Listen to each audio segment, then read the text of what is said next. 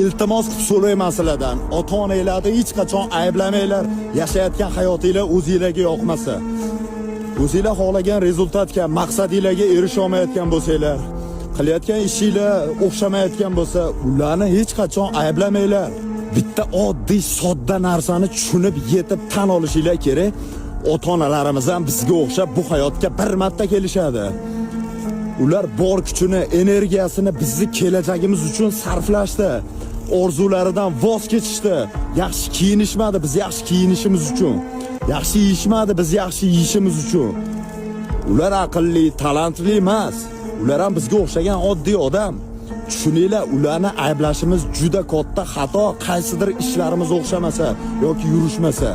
Shunaqa qiynalib yashayotganimga sizlar sababchisizlar, hammasi sizlarni ayblaring. Meni o'rtog'imning dadasi buno berdi, meni o'rtog'imning onasi buno berdi.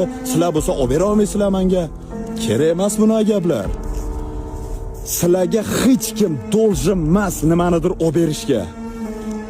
Подписаться bosishdan chiqmasin.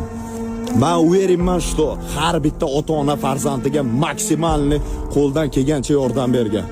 Shuning uchun to'xtatinglar bunaqa xezalarga o'xshab illyuziya, yolg'onlarning ichida yashashni.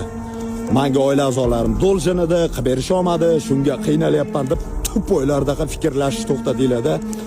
Harakatni boshlanglar. Hammasi o'zingizlarning qo'llaringda. Harakat qilinglar, erinchoqlikni yig'ishtirib.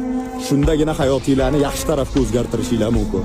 Nonko'rlik qilmanglar. Bu dunyo qaytar dunyo. Nimani hozir qilsanglar, farzandingizlardan albatta tvajdi bo'lib qaytadi.